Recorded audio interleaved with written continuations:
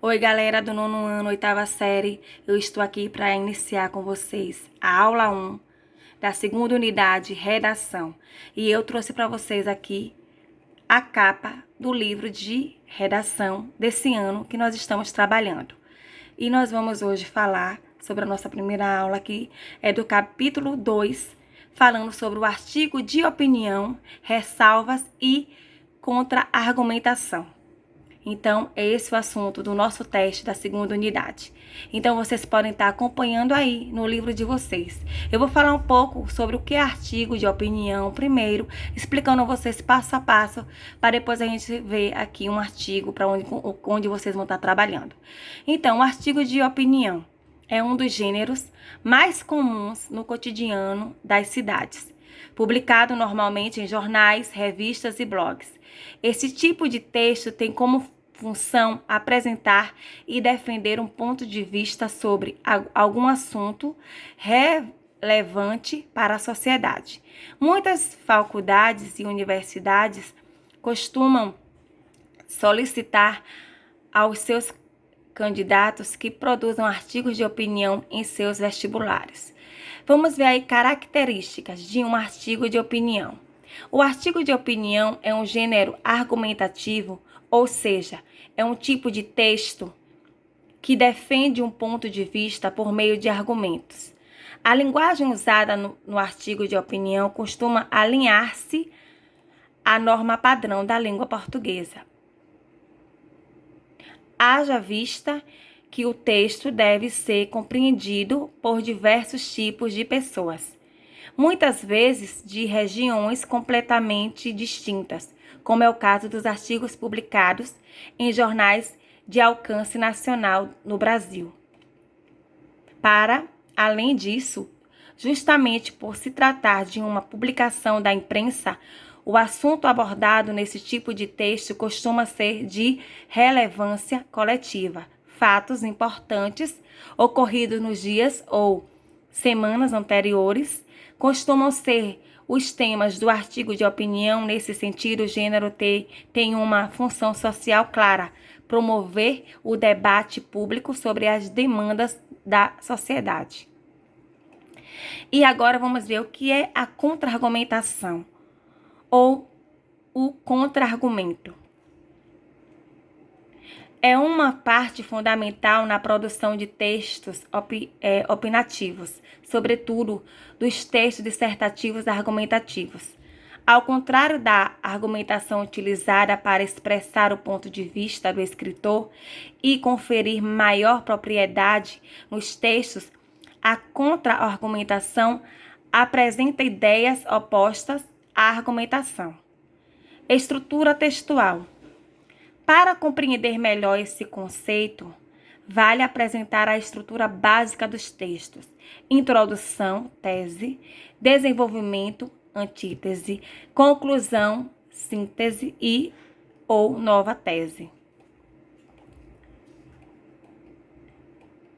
Diante dessa estrutura, podemos afirmar que a contra-argumentação é explorada sobretudo no desenvolvimento do texto, também chamado de antítese ou antítese. Antítese.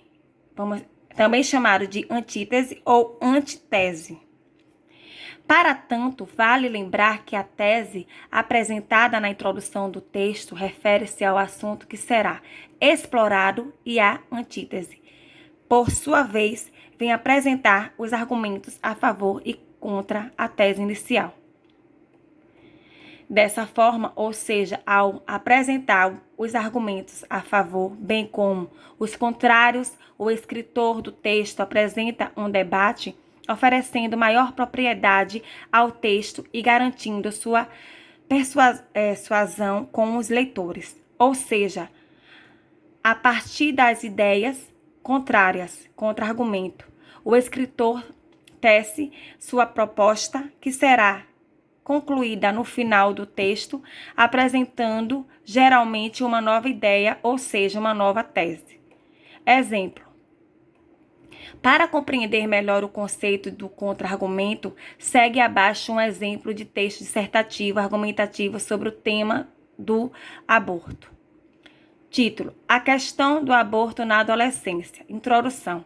O aborto representa a retirada de um feto em fase de crescimento no interior do útero, que pode ocorrer de maneira espontânea ou induzida.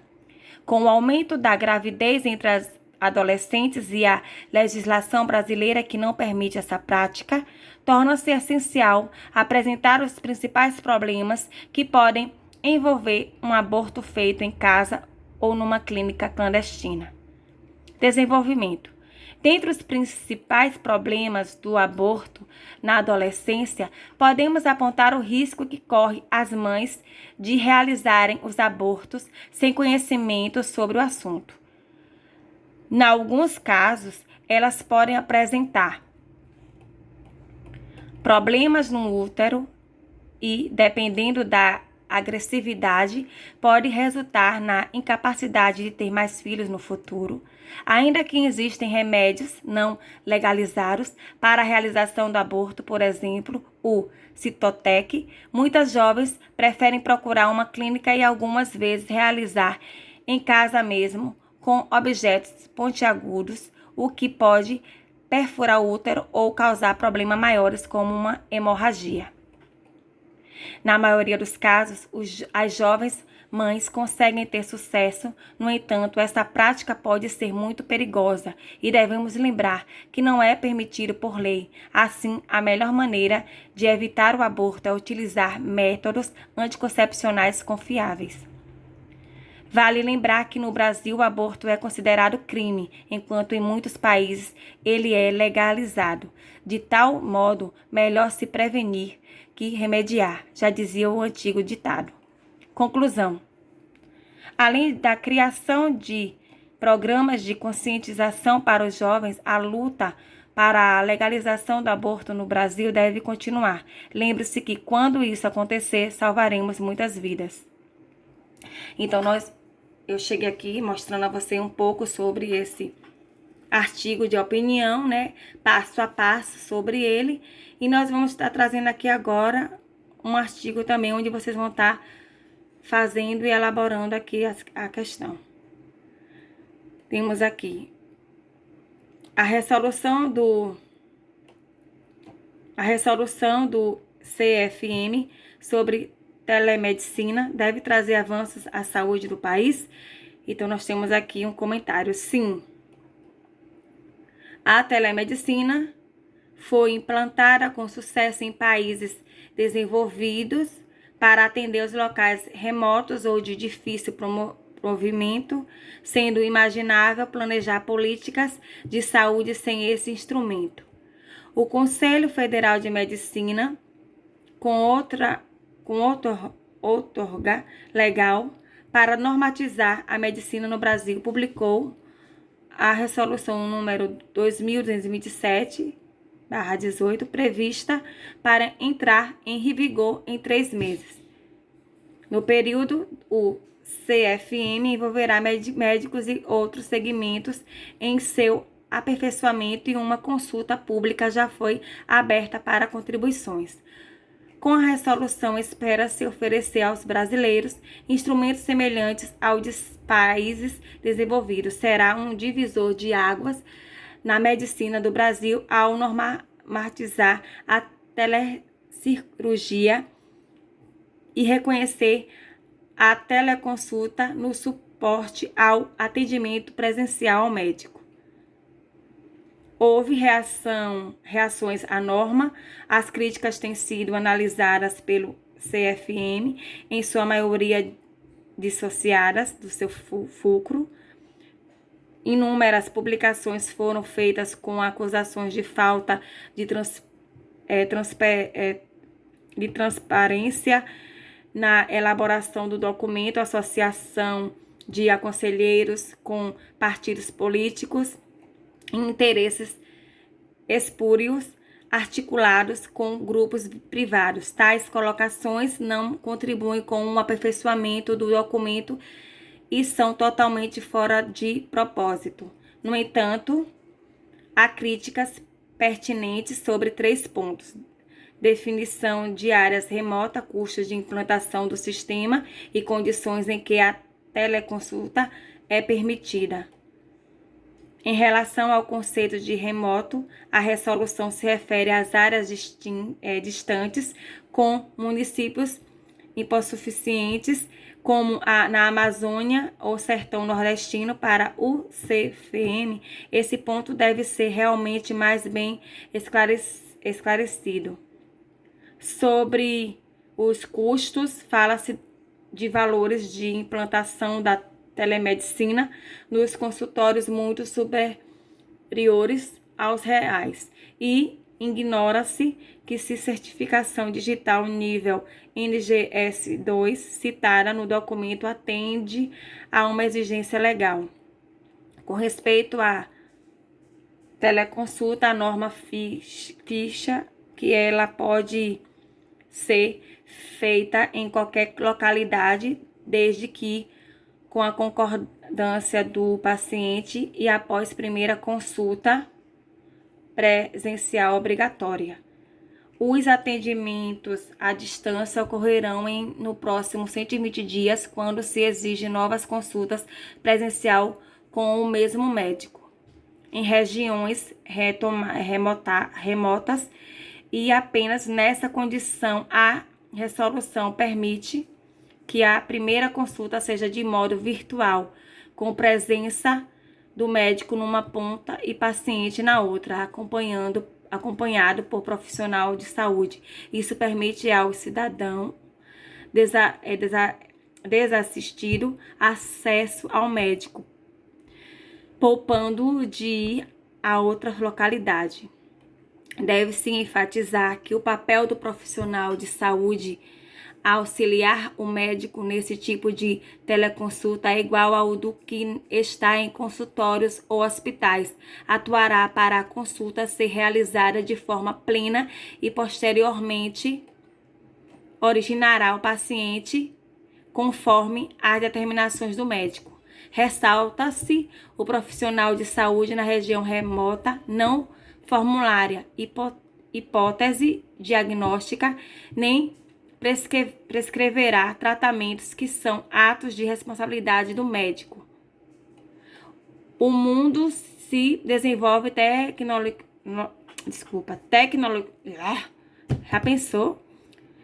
O mundo se desenvolve tecnologicamente de maneira nunca vista na história. A medicina é uma das áreas preferenciais desse desenvolvimento, o que nos tira da zona de conforto e exige a reformulação de conceitos. Gostemos ou não, a telemedicina já é a realidade no país, feita atualmente de maneira desregrada, atendendo a grupos privados com interesses econômicos. Cabe ao CFM regulamentar a telemedicina sem receio de a tecnologia interferir na relação de confiança médico-paciente, pilar sagrado da medicina que independente de encontro presencial. Bom, sobre esse artigo de opinião aí, onde ele está buscando trazer esse tema, ressalvas e contra-argumentação, então vocês vão estar fazendo agora a atividade que eu vou passar. Vão criar 25 questões com perguntas e respostas sobre esse artigo de opinião, ressalvas e contra-argumentação acima aí, falando sobre a telemedicina. Então, vocês vão estar criando essas questões aí, né? As 25 questões com respostas sobre esse artigo aí.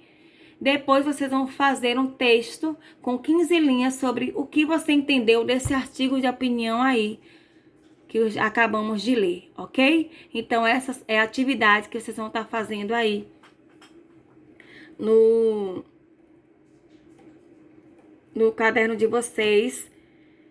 E quem tem o livro de redação vai fazer também a atividade do livro nas páginas 22, 23, 24, 25 e 26, que é sobre o artigo de opinião, ressalvas e contra-argumentação, que é o nosso tema do capítulo 2, e que nós estamos trabalhando já para o teste da segunda unidade. Então, vocês vão fazer o primeiro passo aqui. Todos vão fazer, né? Porque quem não tem um livro vai ter que fazer essa parte aí do vídeo. Criar as 25 questões, né? Com perguntas e respostas sobre esse artigo que acabamos de ler sobre a telemedicina. E também fazer um texto com 15 linhas sobre o que você entendeu desse artigo aí. E quem tem um livro vai fazer, porque quem não tem como fazer. Mas quem tem um livro também vai fazer essa atividade aí, as páginas, que é a interpretação de texto sobre esse artigo aí. Tem no livro de vocês, página 22, 23, 24, 25 e 26, ok? Tá bom, meus amores? Beijo pra vocês.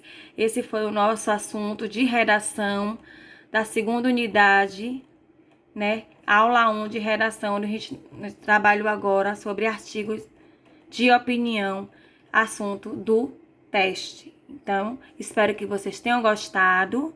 Estudem, façam as atividades no caderno, tudo direitinho. Faça a atividade do livro, entendeu? Tudo aí no caderno, tá bom? Beijo pra vocês e até a próxima aula, tá?